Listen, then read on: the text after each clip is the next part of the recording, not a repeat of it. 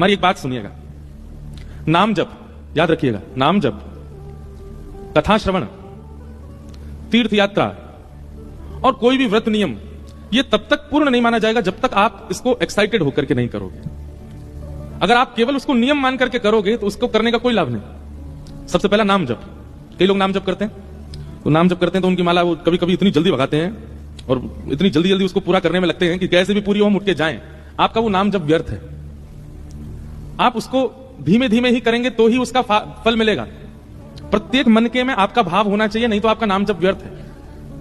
सबसे पहला नाम जप, वो आपको सौभाग्य मान करके करना है कि मेरा सौभाग्य कि मैं नाम जप कर रहा हूं, तो केवल क्रम की तरह नहीं होना चाहिए। दूसरा हमने क्या बताया, तीर्थ यात्रा। प्रेशराइज होकर के कभी तीर्थों में मत जाओ, कभी धाम में मत जाओ, कभी भी किसी भी इन स्थान, बल्कि आप प्रेशर में जब जाते हैं ना तो और ज्यादा अपराधी बनता है आपसे।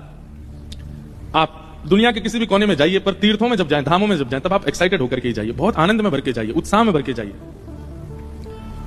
अब क्या बताएं, घर वाले पीछे पड़ रहे हैं, चलना पड़ेगा, जाना तो पड़ेगा, गंगा जी में ठंड तो बहुत है, नहाना तो पड़ेगा, गंगा सागर में जाना तो पड़ेगा, गोमती सागर में डुबकी लगानी तो पड़ेगी, द्वारकाधीश देखने तो पड़ेंगे, प्रसाद पाना तो पड़ेगा। ये सब अपराध बन जाता। ये पड़ेगा नहीं, ये पड़ेगा वाली चीज को ठाकुर जी को गरज नहीं पड़ी कि आप पाओ, आपको उत्साह से ही पाना चाहिए। नाम जप, तीर्थ यात्रा और तीसरा कथा श्रवण। ये भी प्रेशर में नहीं कि घर वाले कह रहे हैं तो सुनना पड़ेगा, अब हमारे रिश्तेदार कथा कराने जाना तो पड़ेगा, वो भी आते हैं हमारे यहां, हमको तो जाना ही पड़ेगा। पर वो बात अलग है, हम तो पार्टी करते हैं, वो कथा कराते हैं, क्या बताएं, वो भी पार्टी करें तो हम जाएं उनके यहां, लेकिन ऐसे प्रेशर में नहीं जाना, कथा मत आओ, इससे अच्छा तो अपराध बनता है। और दूसरी बात, कथा में तो एक और चीज, मनोरंजन के लिए नहीं, मनोरंजन एंटरटेनमेंट। चलो 3 घंटा थोड़ा मन लगेगा, महाराज जी वाला भजन सुना दो, महाराज जी आप भजन ज्यादा सुनाओ, कथा कम सुनाओ। एंटरटेनमेंट नहीं है ये, एनलाइटमेंट है, मनोमंथन है। नाम जप, तीर्थ यात्रा, कथा श्रवण और चौथा कोई भी व्रत नियम अनुष्ठान। अगर इन चारों में आपके अंदर उत्साह नहीं है करने में, तो ये चारों व्यर्थ हैं, बल्कि अपराध हैं। चौथा क्या है, व्रत। कई लोग एकादशी व्रत करते हैं ना, तो 10वीं को इतना खा लेते हैं कि एकादशी को ज्यादा भारी ना पड़े उनको, इतना खा लेते हैं। और कई लोग घर वाले भी, अरे खा लो और खा लो, कल तो एकादशी है, 2-3 रोटी ज्यादा खा लो।